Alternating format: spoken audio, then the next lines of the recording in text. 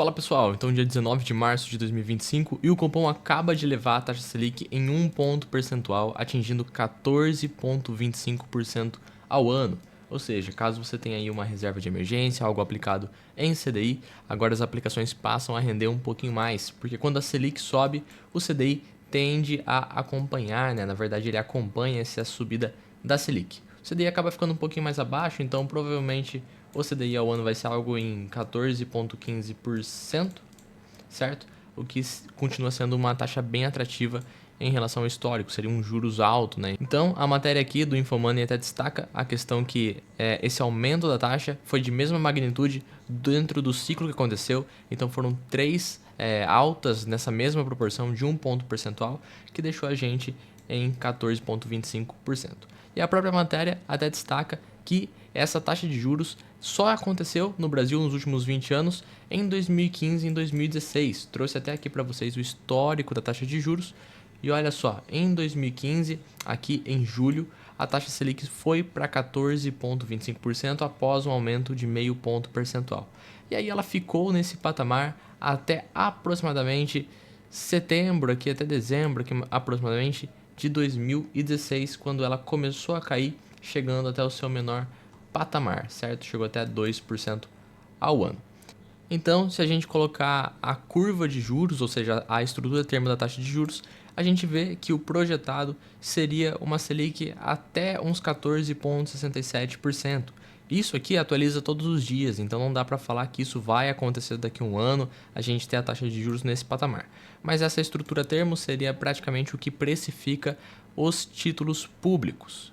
Falando em títulos públicos, a gente tem hoje o Tesouro pré-fixado, como por exemplo 2028 a 14,12% ao ano. Você vê que nesse momento que eu estou gravando ele é menor do que a taxa de juros atual. E também o Tesouro pré-fixado 2032 a 14,44% e o com juros semestrais a 14,51%. Quem comprar esse tesouro aqui prefixado com juros semestrais, ele recebe 10% ao ano em forma de cupom, caindo diretamente na conta. Já uma coisa muito interessante, que também só se repetiu em 2015 e 2016, são essas taxas para o Tesouro IPCA. Então hoje a gente tem um Tesouro IPCA mais 7 alguma coisa. Normalmente você vê os analistas falando que IPCA mais 6 é compra, tem que comprar porque é uma taxa alta. E hoje a gente está tendo IPCA mais 7,6 ou até como, por exemplo, o Tesouro IPCA com juros semestrais a 7,52%. Então, o que isso aqui está proporcionando para você? Ele está proporcionando um rendimento real de 7,52% acima da inflação, certo? E o aporte mínimo, então, é de R$ 41,07 e um título inteiro vale R$ 4.107,78. O vencimento dele em 2035.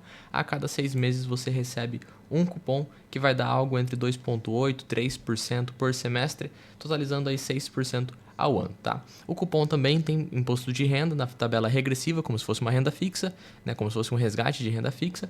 E interessante do Tesouro IPCA é que ele vai subindo conforme o título vai corrigindo o seu valor.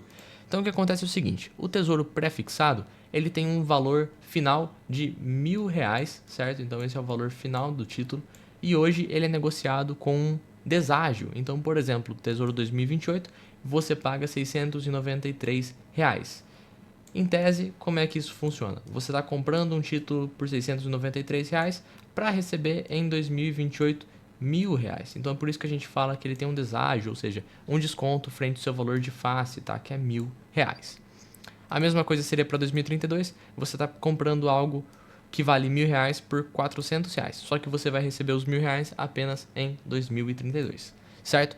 Já o Tesouro IPCA, ele vai acompanhando a inflação e esse crescimento, ou seja, o valor nominal dele é atualizado e ele vai aumentando, consequentemente o pagamento de cupom dele vai aumentando. O Tesouro pré-fixado já é algo mais fixo. E por que a gente tem uma taxa tão alta, então, no Tesouro IPCA, que é tão difícil de ver?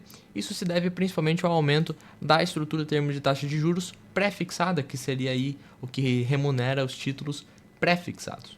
Então, a gente tem uma inflação implícita aqui e a taxa do IPCA é calculado entre a diferença dessa taxa do pré pela inflação implícita. Então, descontando a inflação da taxa do pré, a gente tem a parte pré-fixada do Tesouro IPCA. Então, por exemplo, para um ano seria 8,9%, para 756 dias 7,77% e por aí vai. Esse aqui, por exemplo, seria 4 anos, né, 1.008 dias, que daria 7,66%. Se a gente puxar aqui a 4 anos, aqui, que daria 2029, 7,61%. Você vê que fica bem perto. E olha só o que está acontecendo ultimamente nesses dias aqui, nesse ano de 2025. A gente está tendo uma bolsa aqui em dólar, ela subiu 19,68%. Aqui eu estou usando o índice Total Return do Coifin.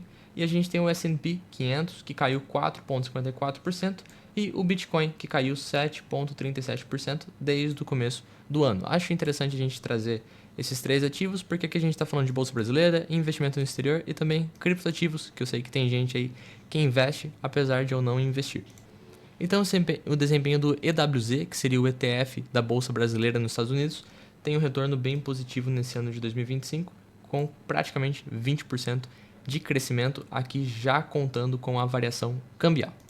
E como eu disse antes, essas taxas aconteceram apenas em 2015, 2016, de ter uma taxa de juros nesse patamar, e olha só o que aconteceu com a Bolsa. Aqui em 2015 começou então o processo de aumento da taxa Selic, e a Bolsa teve uma queda desde esse pico aqui. Vamos ver o quanto que foi essa oscilação. Então vou pegar aqui desde este pico aqui e vou arrastar até o final. A gente tem aqui uma queda de 36%, 36,52%, considerando já os aumentos da taxa de juros, e isso levou praticamente 1 ano e meio para acontecer. No entanto, quando a taxa de juros começou a baixar e o cenário econômico começou a melhorar, a gente teve um crescimento desenfreado do Ibovespa, que saiu então desse patamar aqui de 38 mil pontos e chegou até o seu pico antes da pandemia, mais ou menos aqui em janeiro de 2020, que isso foi um crescimento de 213% em praticamente 4 anos, ou seja, um crescimento de 32,97% ao ano. Então, caso você tivesse 100 mil reais comprados aqui nesse fundo de 2016, nesse final aqui, sem aportar nada do seu bolso, nesse final aqui do pico antes da pandemia, você teria mais de 313 mil reais. E para quem fala que é só em real, aqui está então o nosso ETF da bolsa em dólar.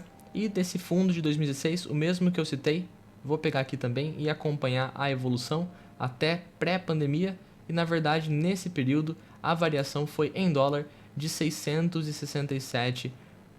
Bom, pessoal, um resumo de tudo isso, eu acho sim que a gente ainda tem oportunidade na Bolsa Brasileira. Eu tenho uma posição aí praticamente só em Bolsa Brasileira, mas se a Bolsa continuar subindo, pode ser que eu faça um pouquinho de caixa para futuramente aproveitar outras oportunidades.